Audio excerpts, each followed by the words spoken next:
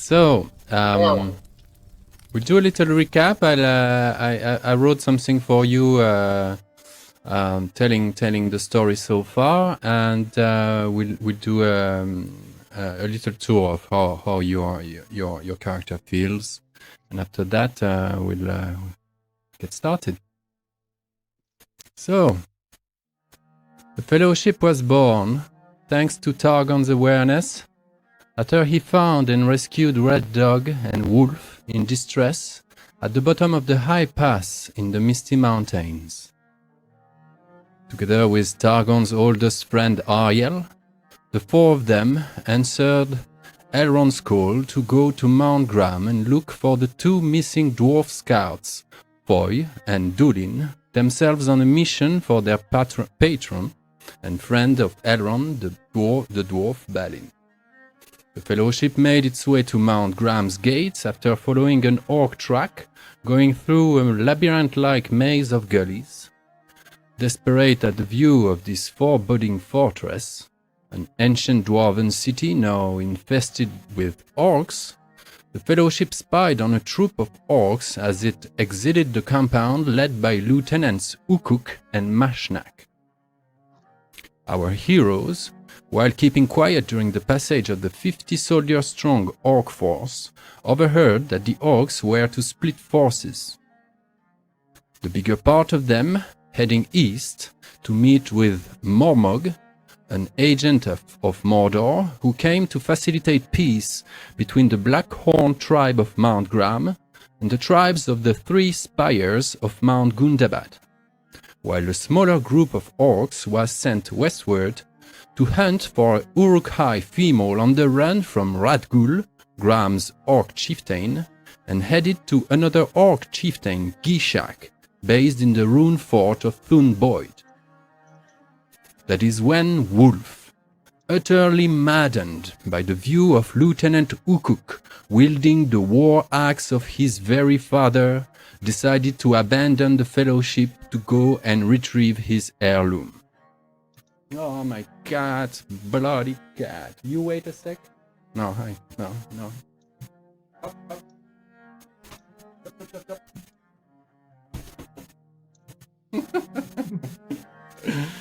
Where were we? Yeah, he left the Fellowship maddened by the view of Lieutenant Ukuk wielding the war axe of his very father, and decided to abandon the Fellowship to go and retrieve his heirloom. The Fellowship then managed to capture an unlucky goblin straggler who led the company near a place where secret deals happened between the orcs of Mount Gram and a band of human brigands. After tracing their way back to the brigands' camp, Red Dog tried, courageously, to make contact with the brigands. But the dialogue didn't go as well as expected, as Eagle Eye, the fake friend of Red Dog, who abandoned him for dead in the high pass, lost his composure upon seeing Red Dog. The she-leader of the brigands did lose patience pretty quickly as well, and a skirmish followed. After Red Dog managed to scare the brigands' patrol with fire, the Fellowship successfully captured their leader along with Eagle Eye. Now, the company has taken a break through the night at the brigands' camp, and taking turns while guarding the place, they managed to steal a moment of rest before continuing their investigation looking for the dwarves, Foy and Dúlin. Now let's do a little tour, starting with Targon, and just let us know how they feel. How they feel at this point in the story. Targon is tending the fire, looking at the flames as he often does, and a bit lost in thought when he's not being the one on the lookout, and thinking how some humans can fall so low to make deals with dark creatures as orcs. And yeah, this kind of fills him with a deep sense of human unworthiness.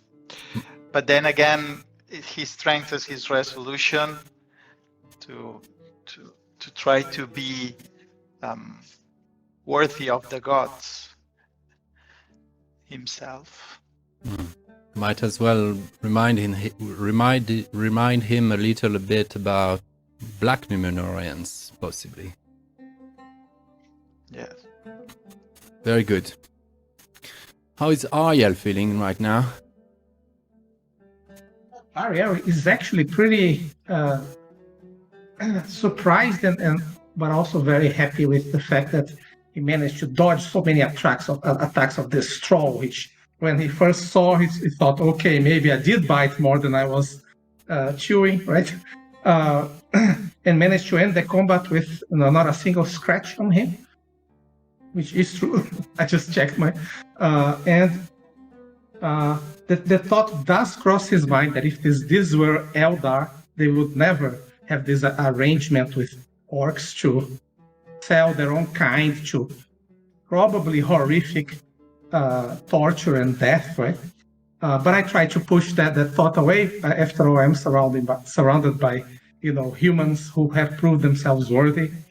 But it's a prejudice that that he has.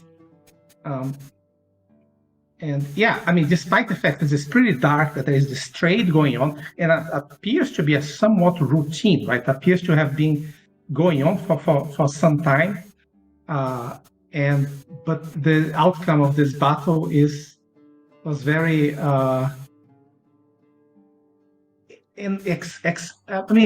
it filled him with confidence. He was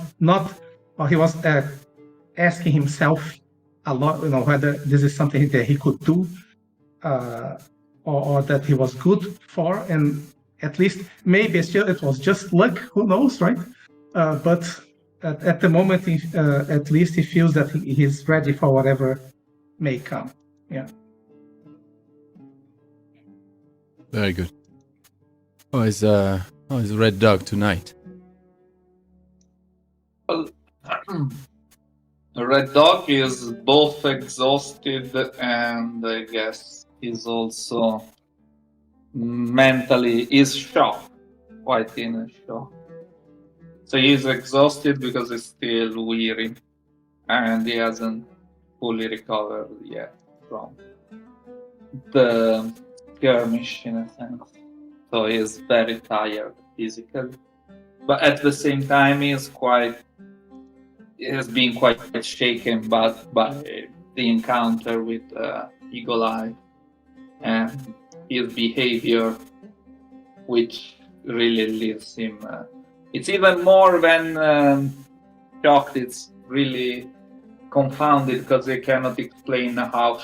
Besides the dreadful acts that Eagle Eye seems to have done, it doesn't really understand the reason why and what could have. So he has lots of questions on what has actually happened at Eagle Eye's homestead when he claimed they were attacked by orcs, and he also is very anxious, even more than before, even though there is a glimmer of hope about what happened to Adosinda, the half cousin. Very good. Yes. He's a bit scared because he doesn't really know how to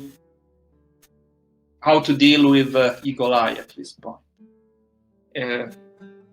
Is really in it's conflicted. He's conflicted amid conflicting, I guess, emotions. In some sense, getting all the answers he needs and disposing of him, he would make him feel better, but it's not. It's like it's continuously going back and forth upon this possible decision. Even if he could in practice, because he doesn't know if the other two would. But even if he were alone, he's not really sure what he would do with Eagle Eye. I see. Very good. Okay. So now you guys are taking turn watching after each other, taking turn guarding the camp, and having a short rest, one after another, during the night. And the night will be pretty uneventful. You will find a moment, each of us, to recover as much as endurance point as you have in strength, because this will count as a short rest. So you can count that in and fix your numbers, your ratings accordingly. Plus, Didn't we do that at the end of last? Yeah, I think we You did. did? I did it already. Yeah, Okay. at least the hope points. I think we did use those. okay. We Fellowship points for hope. Yeah. we recovered hope, but I don't know if we recovered endurance. I think Maybe I we did. Maybe not. No. I mean, I'm at 20 out of 25. Maybe I received more damage than that. I don't remember. Just top it up with your strength now, as the night will pass and you will get a moment of short rest. Now we'll go in the dream world a little bit for a little while before we go back to real life, if there is something like it. This whole thing is not just a dream of Iluvatar. But for now, as you guys take turn and have a moment to sleep, each one after the other,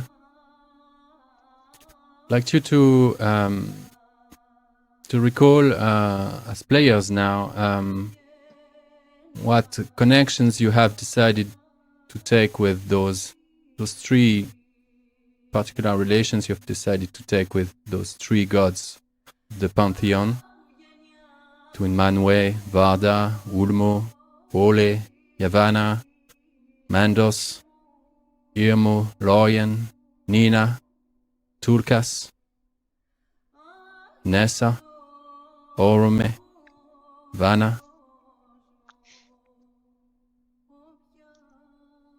And let's go. We'll do a little game like that. It will inform us about what dreams each of you is having during this night. I want us to imagine a dream that involves a god, but not necessarily in an obvious way. It can be obvious, it can be a direct manifestation, a vision of the god himself manifesting itself to you. You can be called upon and be at the feet of the god, whatever. It can be something completely epic. It's a dream. It can be as meaningless, apparently meaningless, but with like the hint of something, like a drop of water, a gust of wind, a hunter in the distance, or you hunting, something that connects with the god at what it represents. Take the god here as something less a figure, but more or something like a sub-archetype, something like the god represents like maybe some kind of force. We know that Manwe is the king of air, sky, is the king of all gods, but he's in charge of the winds, the birds. He represents vision. Varda is the light, the stars, audition. See for yourself, with the three connections you have, what kind of dream could that be? You could be like near a little river and you could have some form of connection with Ulmo, or you can be on the top of a hill and be blown by the winds or something. And this dream can be meaningful for the character, and can be just as, my camera again. Okay, we'll let it roll. You can hear me anyway, yeah? Yeah, okay. Yep. But we'll do that way. We'll take a look at the three of you in turn, having separate dreams. The way we'll do it is we'll roll a die. We'll make that a little bit suspenseful, yeah? We'll see with a roll of a 1d12 on an Eye of Sauron, your dream will no matter what involve Morgoth or something super dark. Right. On a 1, 2, 3, the dream will involve the god you have an ill-favored relationship with. On a 5, 6, 7, 8, it will be the standard normal relationship god you have. And on a 8, 9, 10, the favored one. And if you roll a rune of Gandalf, a Gandhi, you can have a very positive dream about with any god, possibly the one who is favoring you. Voila. But if you roll an Eye of Sauron, then you'll have to roll a shadow test with your wisdom. And if you fail the test, you will gain a shadow point. And if you roll a Gandhi, then you will earn a fellowship point for free on top of your total. And if you succeed in a wisdom test, you will earn 2 fellowship points extra for this session. So you might as well be lucky or unlucky, we'll see. So let's go with Targon. Jordi, please roll a d12 for Targon, and let's explore the dream.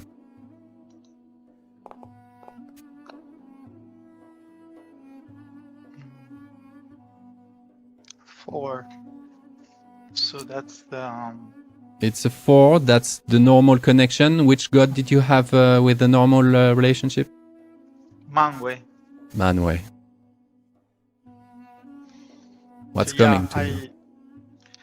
I'm walking in an endless plains, and it's like as far as the eye can see, it's all green grass in all directions. It's like, and Targon feels a bit lost, as one usually feels in a dream, like he's trying to make his steps quicker to reach some place, but it's like he cannot advance, and the wind is constantly beating the grass, but not just in one direction, but in all directions at once.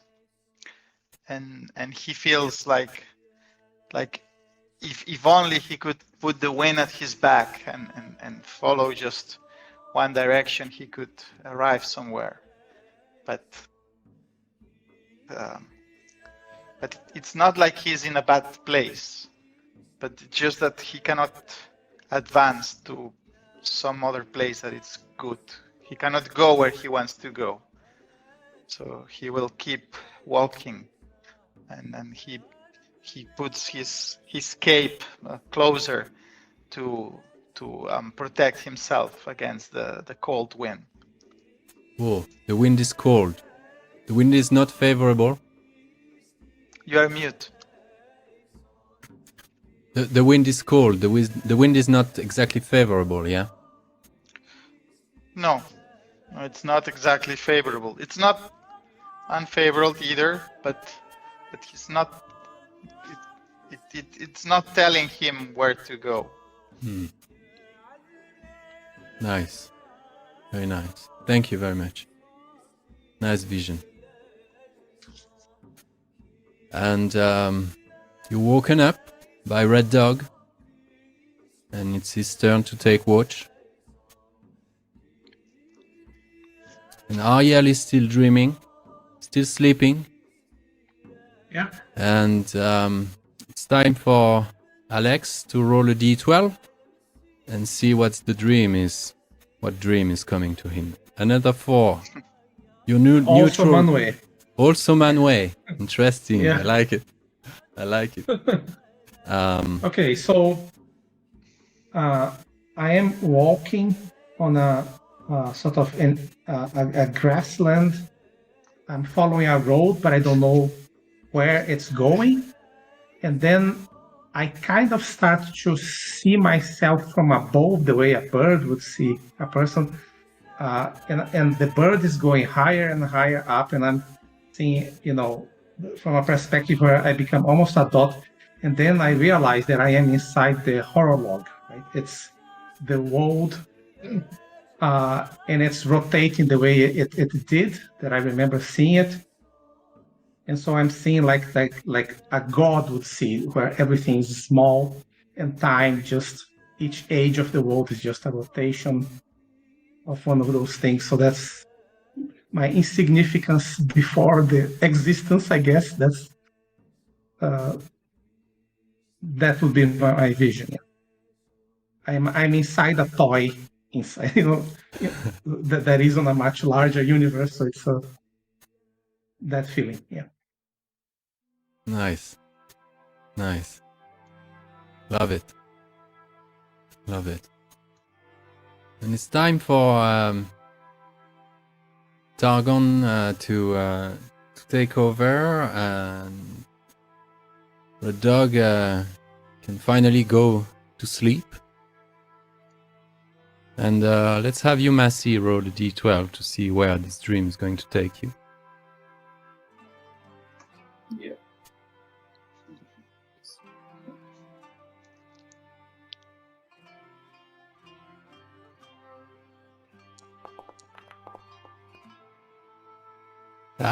Unfavored. So this is... It takes you where you want. It can be a positive dream regarding a god that has unfavored view of you, but whatever. Go with it. Yeah. So I should mention that I assume I am a middleman, and I assume I don't know really much about the Valar. I don't know. Well, obviously Tolkien never actually go into the details of how much the middleman knew about the Valar, but I assume we may have maybe some lore about some deities or some, let's say, divine beings of sorts. But I guess even if we have names for them, they're probably not the same as the Elder use, and maybe we don't know many of them. But I'm keeping Ulmo as my unfavored one. So in this dream, I am climbing like a kind of steep, rather path towards what looks like, I suppose, a promontory. I would say a hill, but it's actually, like a cliff. And there is some rune maybe there. I'm not sure, a broken tower maybe, or some rest, yeah. And I reach the top of the cliff. I'm feeling cold. Once I reach the top of the cliff, I see that there is an abrupt and steep, cliff itself. And I cannot see what's down there. It looks very deep, but I cannot really see what's down there. But I feel a kind of a smell, and there is wind unavoidably, but it's kind of smell I've never smelled before. And I hear a noise, which I've never really heard before, so I don't understand what it is. I've never seen the sea, but I cannot see the actual thing down there, so it's like as if it's too dark for me to see what's down there. But I can hear the noise, basically, I suppose, of the waves, if you like, but I have no idea what it is. And I can hear some smell, which might be seaweed or anyway, something coming from the sea. I assume, I have no idea. But there is a mixture of... The thing that is missing is the eyesight, actually, the sight of the sea. And I'm there quite kind of scared by what I see. And I woke up suddenly, I assume. Hmm. Interesting. Interesting. Very nice. I had a good band for this dream if an eye of Sauron had appeared, but it didn't. So Yeah.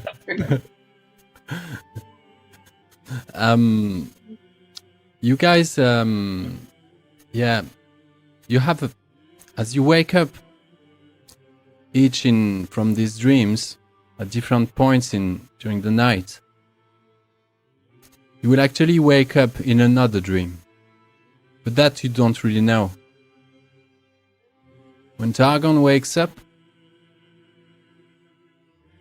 after being alone, walking on those endless hills and walking his way, the wind on his cheeks and covering his face with his hood, he finally wakes up and the Targon at this point finds himself underwater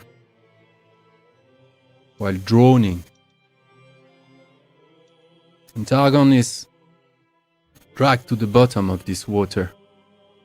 Cannot see the bottom, it's darkness abyss. But you see a blue shimmering light coming from above. And you sort of at the same time being drawn to the light, but the weight of your body is too much and you're sinking in the depths.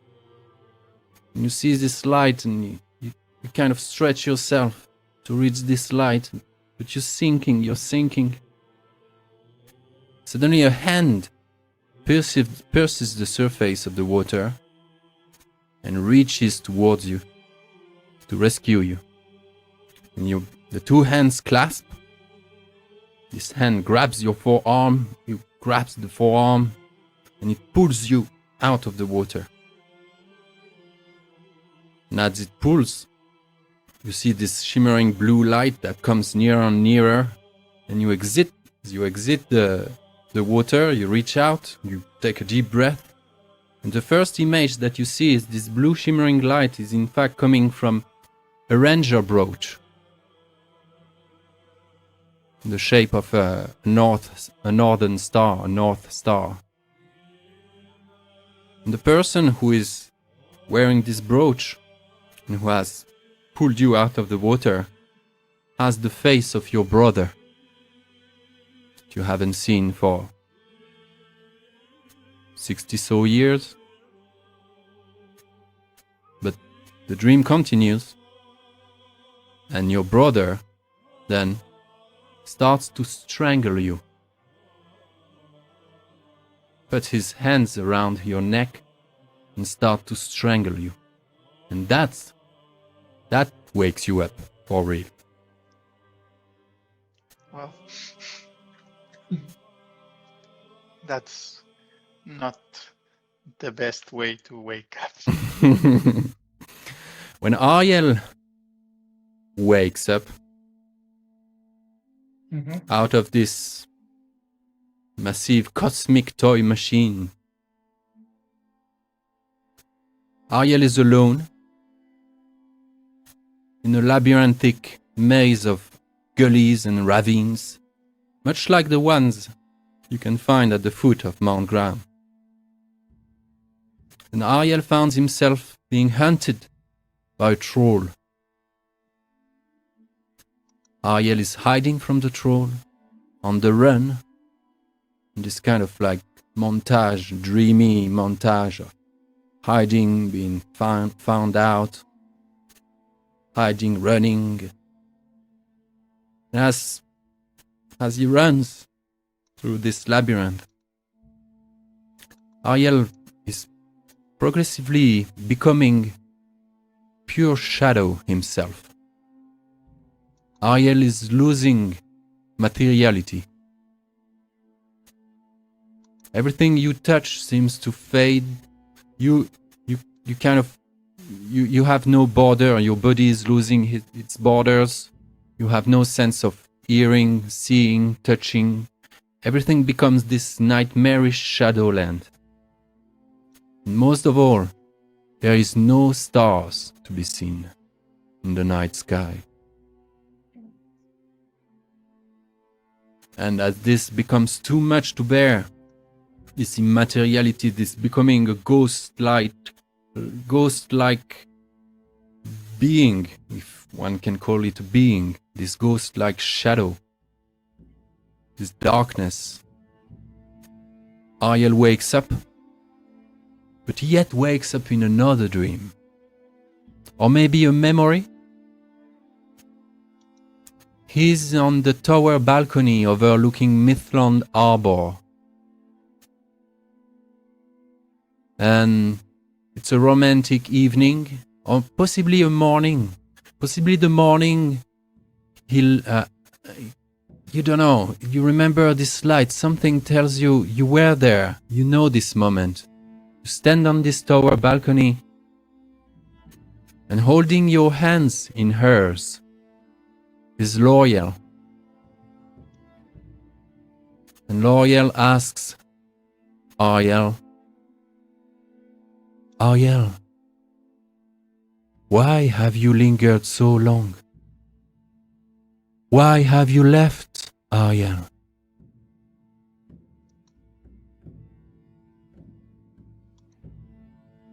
You can answer one sentence before you wake up. What do you answer? Because it calls me, and I must. And Ariel wakes up. Okay.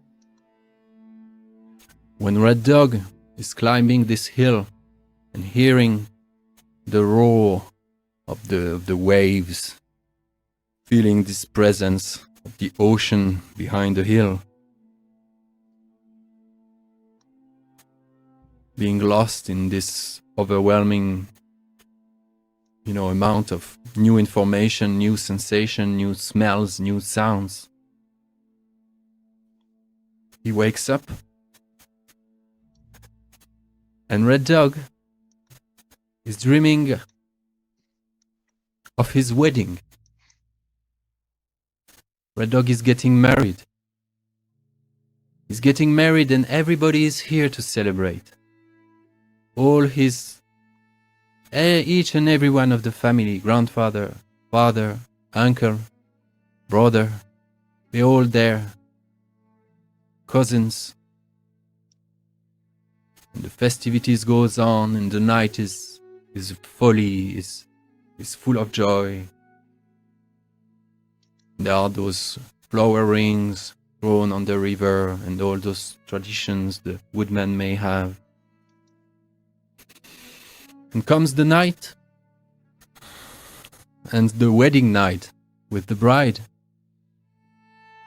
And she's holding her hands in your hands. And you look up at her,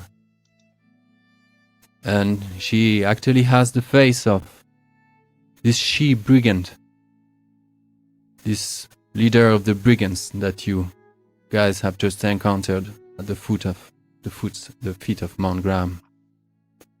It's her, and she's your bride. And you are near a river, the two of you. And you're facing her, your back to a hut that has been built just for the occasion, the hut of the wedding night. Maybe the hut is on a raft on the river or something romantic, And your back is to the hut, and you're facing her. And you're newly married. You kiss, and you turn back to take her inside the hut for your first night together. And as you turn back, what you see is not the hut. What you see is a dwarven gate. A dwarven gate of a huge stronghold, of a massive fortress of dwarven make. You see those gates towering high above you. You're startled by the shift in proportions where you were expecting the hut, and suddenly you see these massive gates and these double doors. And severing through the interstice around the doors and between them, you see a light piercing, a golden, shimmering light that sort of chisels around the doors. And those doors open. And you're nearly blinded by what you see, because for a moment there is only this golden fire, this golden light coming out of these massive doors that open before you. And as your eyes kind of acclimate to that, you see inside, past the doors, mountains of gold. But just mountains, hills after hills of piled treasures. And lying in the midst of it, you see an egg, a golden egg. And that's where you snapped out of the dream.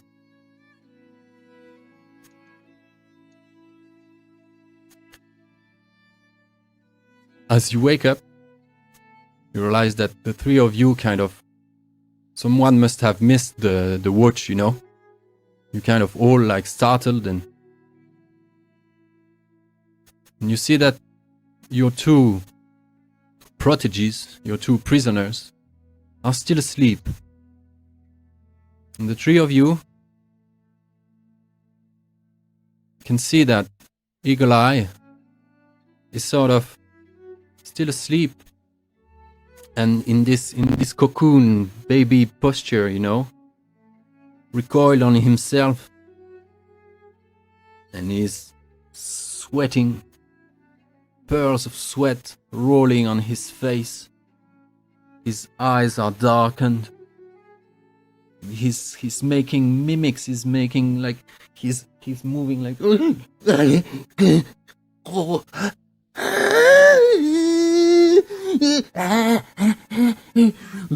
he's having the worst possible nightmare you could not dare even imagine. The man seems to be going through something absolutely horrific.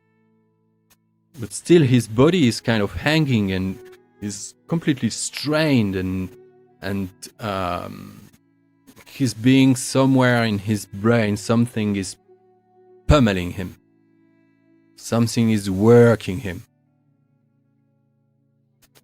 And he's like, he can't stop. He's having this continuous, tormenting experience in his dream. And I kick him in the. Yes?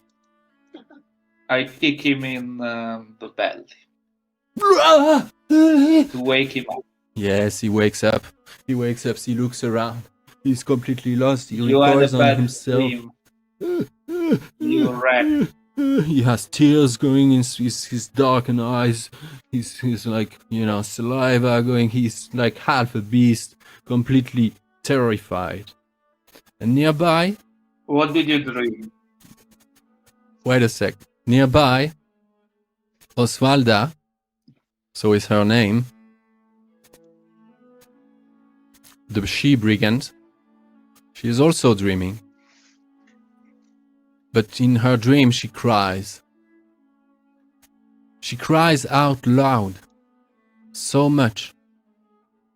And she's uttering something like you can't really make it up. And suddenly, baby, baby, my baby. Ah, the magpies, my baby. And you see that she's lying on her back and she's trying to grasp something that's escaping her. And she wakes up on her own. She looks again, completely lost. Her face completely wet because of the crying through the night. And Eagle Eye looks at you. I don't know, I dreamt of horrible things, of shadows. Shadows entering my body through my mouth and my orifices, everything. They were inside me. I couldn't resist. It was so painful. And he goes into this It's kind no of like... surprise, I say. After all, that's what you serve, right? You serve the shadow. Provide it with I serve the fresh shadow. meat. Yes. Yes. And he's going into this shaking. Yes, I am. I did it. I did it. And he's maddened. And Oswalda looks at him. She's sitting on her bosom. Like, you know, just like that. She's kind of drying her tears, you know, and looks at him quietly. She puts her hat with the plume on it, the feather, and tries to, you know, stay quiet. Possibly, you know, you have bound their legs, you know, just in case. And the two of them had a short rest as well, so it's sort of, you know, they're alive. And Oswalda looks towards you. Just It under. seems you have a... Sorry. No, just under her hat like that. She just looks towards you like someone just like a child. Somehow you can see a child in her eyes at the moment. Something like a child that made a big mistake, you know, and cannot say the truth, you know. It seems the two of you have a story to tell. We would be very interested in listening to it.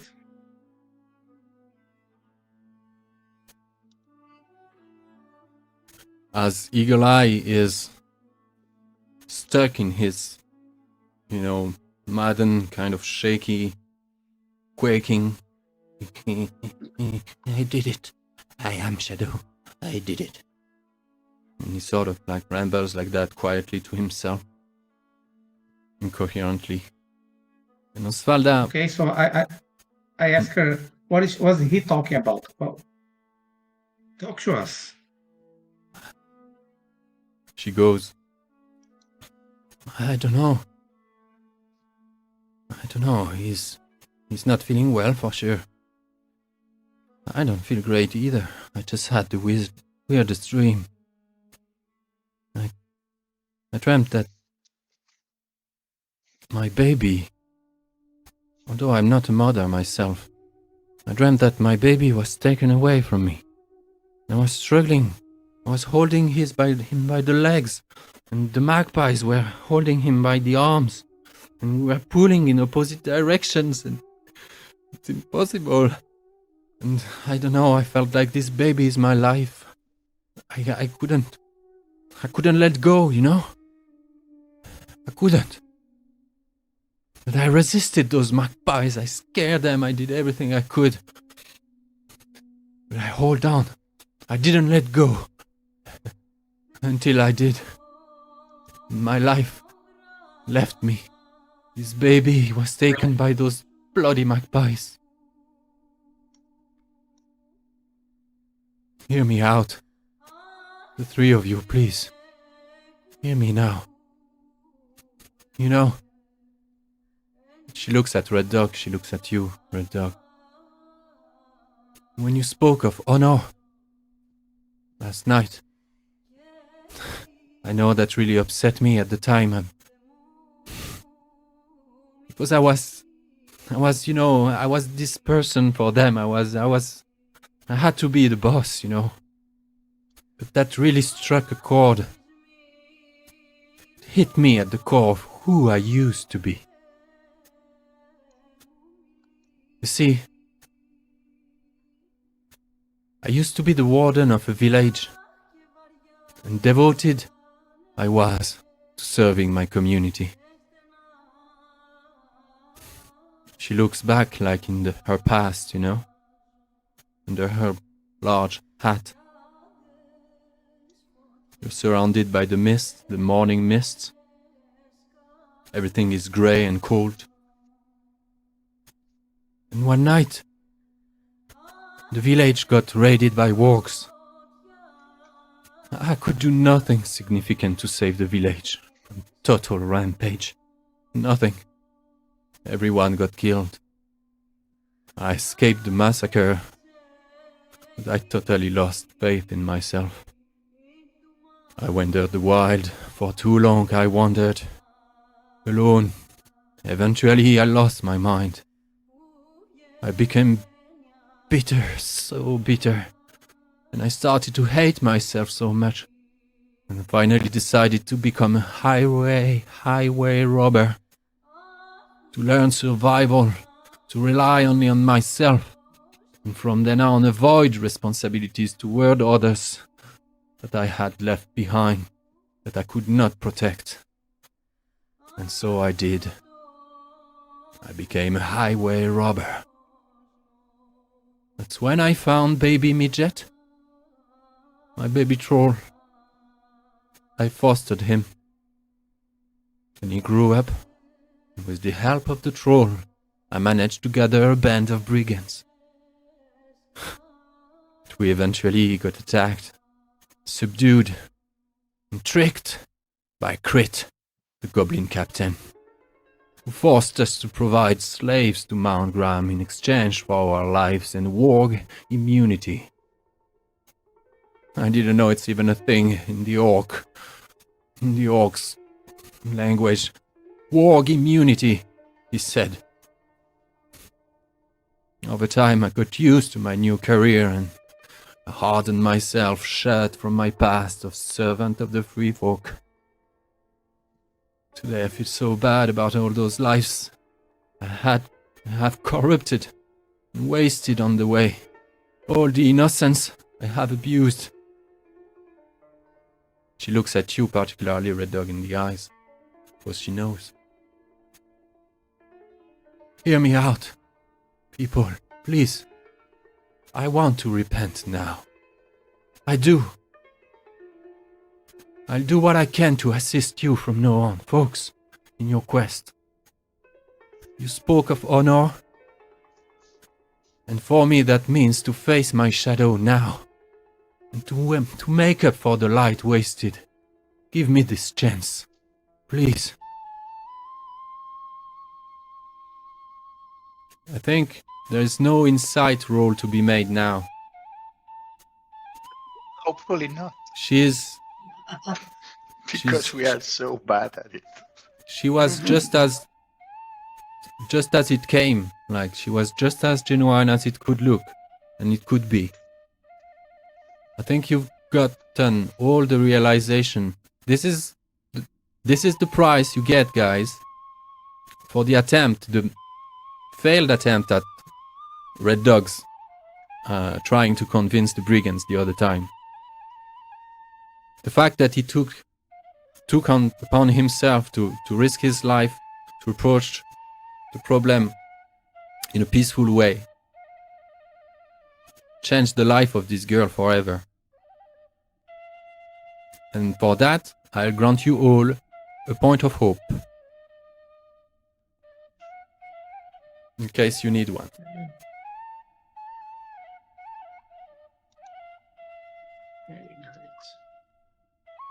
Always good. Oh, my notes tell me that that counts as a prolonged rest, actually. You're back to full endurance. Oh, really? Yeah. Thanks, notes. We all have a sad story in our past. As fate treats us, it does not depend on us.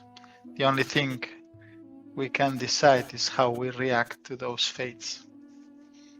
You sent many to slavery or worse. If you want to repay that debt, it is indeed a huge debt to repay. Won't be I who will not allow you to try to repay that debt. But know this, I will be watching And if you try to cross us again, you will meet a very swift death I with a understand. foot of steel on your body. I Is see. that understood, woman? Yes, man. It is. I have much to do to repay my debt to Middle-earth Okay, then and the free folk. from my side, this will not be spoken again. From my side, I will give you the chance to repay your debt, but I do not speak for my fellows. Each one of them will have to allow you to try to repay this debt. She looks at the three of you like you were gods, like you were, Mandos himself, incarnated. She expects and hopes for pardon or some kind of chance given back to her. She looks at you, Ariel, terrified.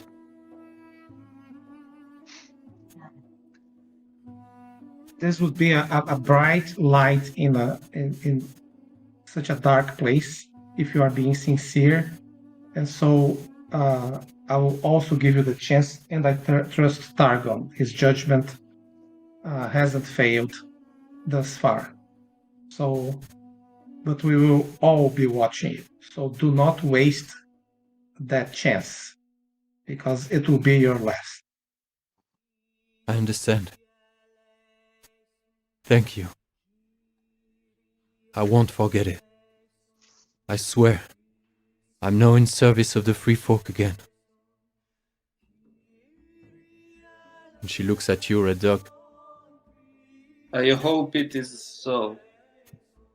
But then you already have a chance to redress the first wrong you made. Tell me what happened to Adosinda. Where is she? How can we recover her from wherever she is? She looks at Eagle Eye, bites her lip, and says, "I've lied to him. I told him I let her go in the wild because the orcs didn't want of her. At least half of it was true. The orcs really didn't want of her. I don't know. I think they're obsessed with hobbits. They want only hobbits. Something they say Radgul is obsessed with hobbits. Hobbits, they say. They don't like dwarfs either. They take hobbits and dwarfs with a liking. They take men as well. Males. But women, they don't seem much to like. So, I got rid of her in another way. I hope, my God, she's still alive. I sold her, you see, to the hillmen of Rudor. Those tribes of dark people came from the north, the ancestors of people of Rudor. Who knows? Sprawling those lands and ruling over here. I don't know how can any free people survive their plunders and all this, but I sold her to them. Somewhere in a meeting place. West from here. Do you know where we can find them? I don't know. Do you know the name of this? What I know is that they turn those they buy or they steal or they turn them to slaves. Possibly sell them to another one of them tribes. Send them north. To a place I have no idea. I don't know what they do with them. Some say they turn them into spies. They sell them to other slaves, traders. No idea what they wanted to do with her. But I surely, grab her by the robe, wherever she is, and I drag her towards my face and I tell her, but you know where you sold her. So you must know where you left her and you must know the person you have sold her to. I Speak do. now. I do. Ignar is the chieftain of this tribe, of this clan. I sold her to Ignar. There is a way, we can find them. I can arrange that. But those guys, those people, the hillmen of Rudor, they're not like other people. They're dark. They're possessed. They have sorcerers with them. Not good people. Even compared to brigands. But Ignar we will find. We will find her. I promise. I will do everything I can. I will do everything I can to repay this one. She's dressed, by the way. Oswalda is dressed like in this kind of like highway robber, kind of like pirate-like kind of girly, you know? It's kind of high boots, leather corslets, ample shirt, you know? She's very she's very beautiful. At this point, when you have her like that close to your face, you remember your dream, she being your wife, your bride, and you know kissing her. I am doubly shocked, so I pull her away, like I throw her to the ground, and I kind of walk back. She falls on her back onto. I don't look around anyway. I stare at the ground, as if I were ashamed that somebody had read my dream or my mind. And she. I try to steady my friend with a hand on his shoulder. Are you all right, my friend? Because I have seen his reaction, like something has startled him. So something has startled Red Dog, and I'm worried. I say yes. No. Adosinda. She is with those men. I cannot even think what they may do to her. I kind of kneel on the ground with my hand, like, yeah, I probably just raise my hood and take heart, my friend. We won't let her. I go to the. Okay. He says that we can continue. That you can continue. Right. I go to the man, right, the one who seems to be out of it right now, Eagle-eye. and I try to bring him out of it. I steady him with my hands, and I try to make him look into my eyes and wake up, come back. Okay, at this point, back to. He grabs you by the collar, and he looks at you with such crazed eyes. Okay. There is something else in there.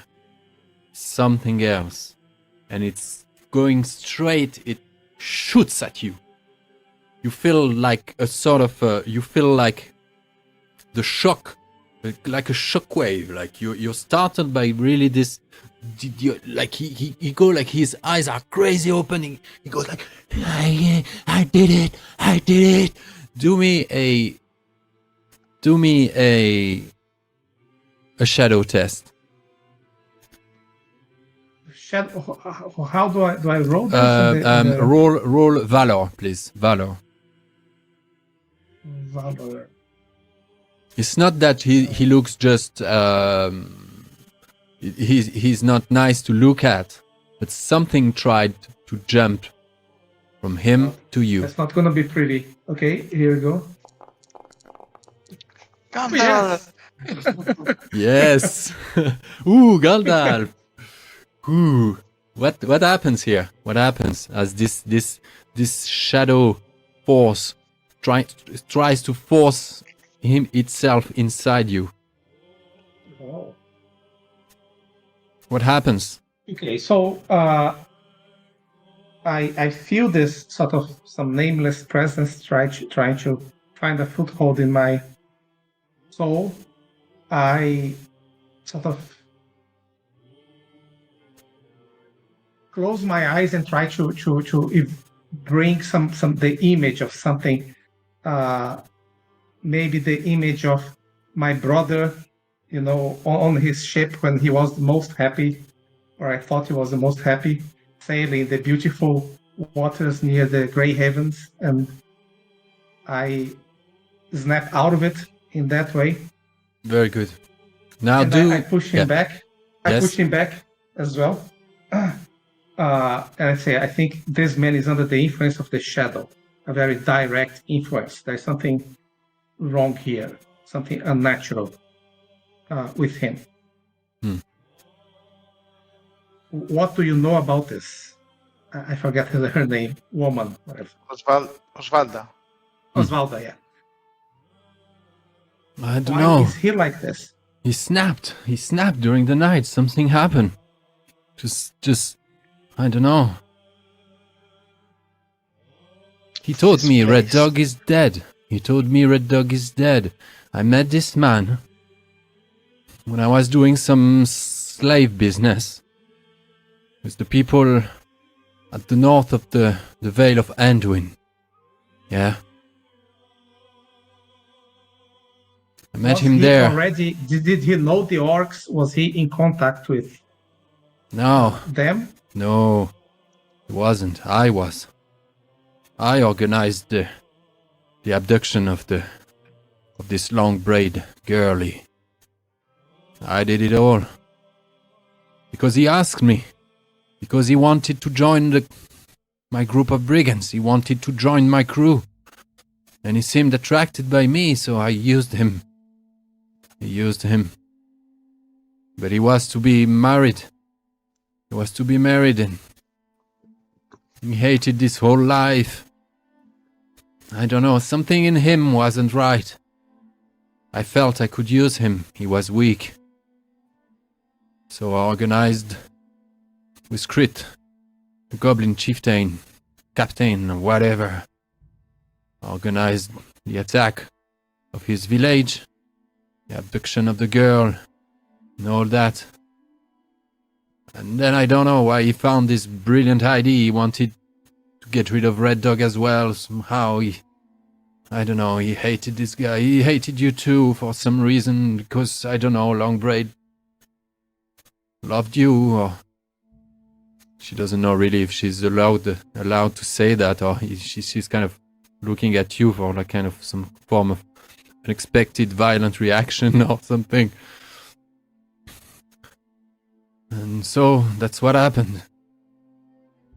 I managed to get a deal with Krit. He came with his goblins and they attacked the village, and meanwhile we abducted the girl, and etc. And then he swore you were dead. He swore he lost you in the high pass there in the Misty Mountains. So just to the GM now, what I felt that, am I sure that it's something sort of supernatural, something, or is it just that he was so crazy that, that's what I want to understand. Do a wisdom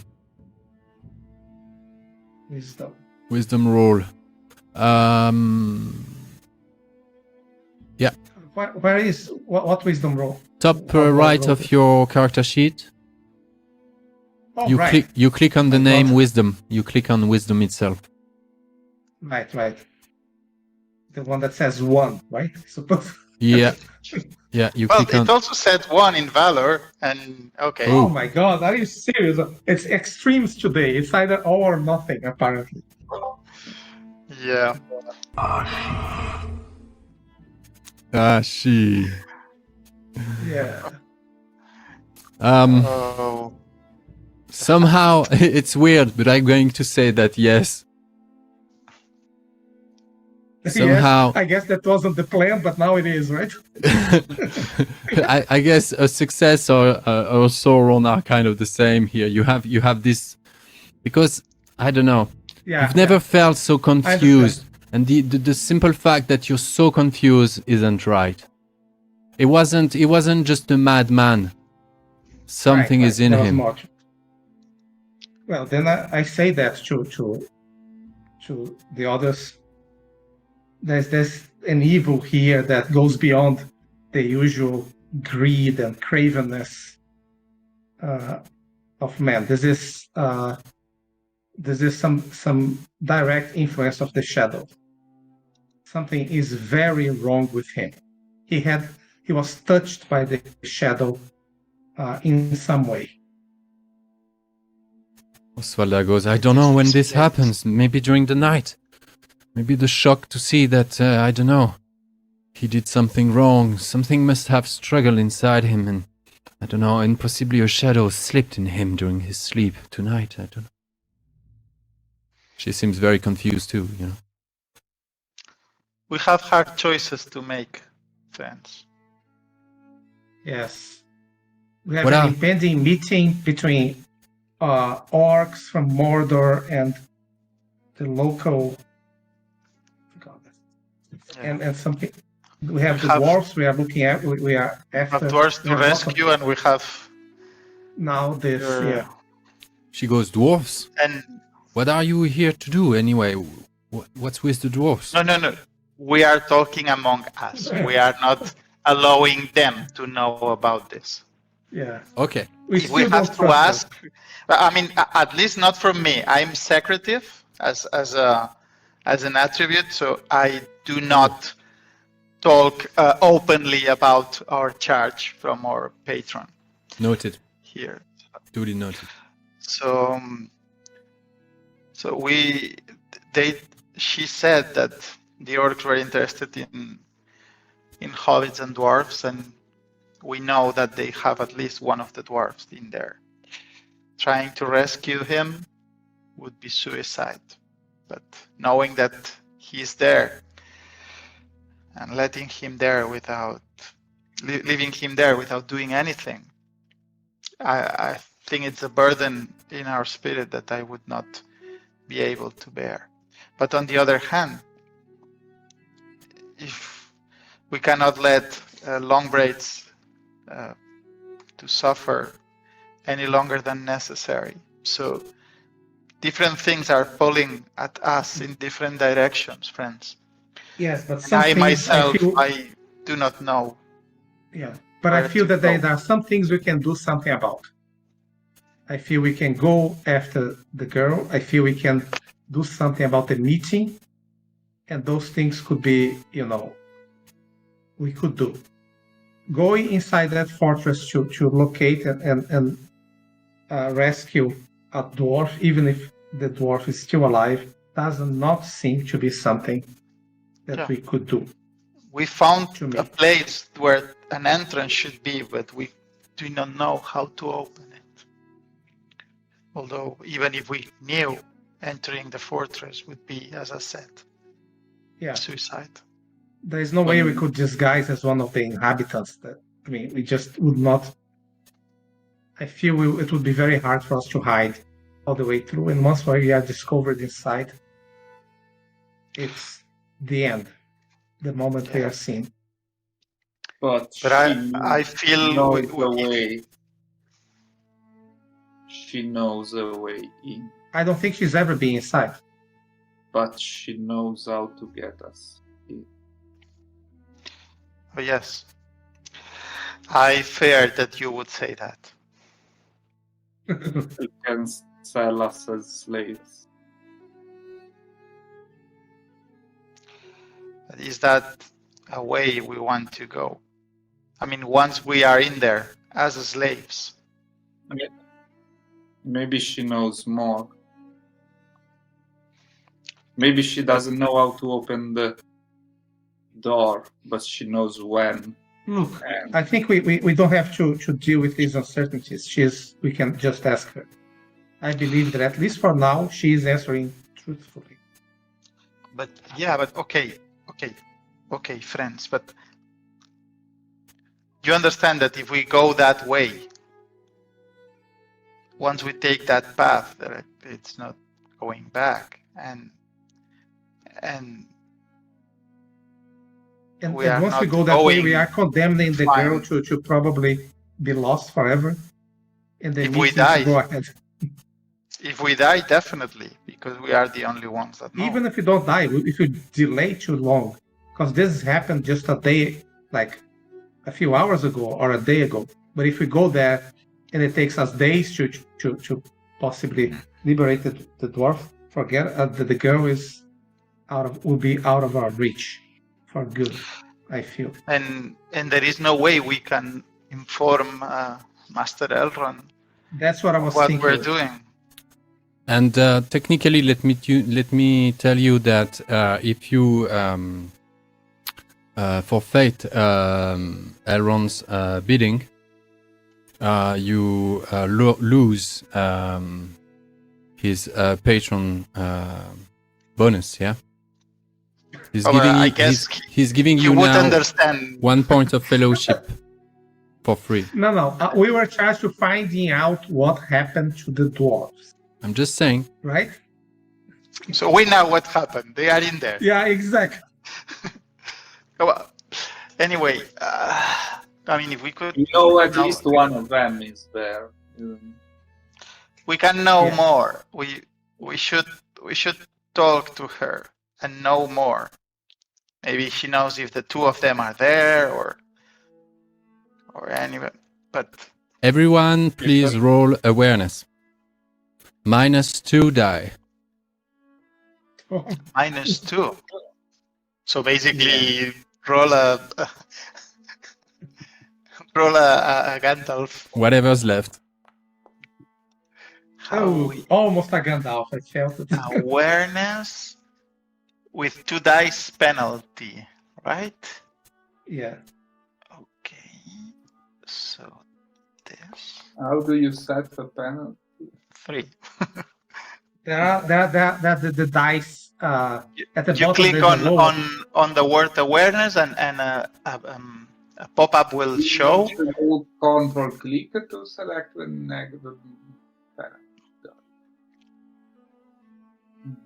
The bonus Have dice you- or negative dice are at the bottom of the pop-out window. Yeah, but I'm clicking on them. Okay. Yeah, you click on 2 on the left side and then roll. You can always manually roll the dice as well. Yeah, if it's a single. Yeah. Cool. Which was in my case. I could have just rolled a d12. Well, I think actually Red Dog will. What? Do you have 4 awareness? No, he has 3 and he has it favored. Alors, you see two Oh. things, Red Dog, I at see. this point. The three of you are close, really close to each other, just to, to whisper as low as possible, discreetly, away from their ears. Eagle Eye has sort of collapsed on himself and succumbed to his weariness and fell asleep again. Oswalda is just waiting and sort of looking around, like wary. And Red Dog, as you talk to your friends, looking at her, looking at where she's looking in the mist around, through those thickets of trees. You're sort of all in this kind of bowl, surrounded by this crown of gnarly trees and those thickets, bushes, brushes.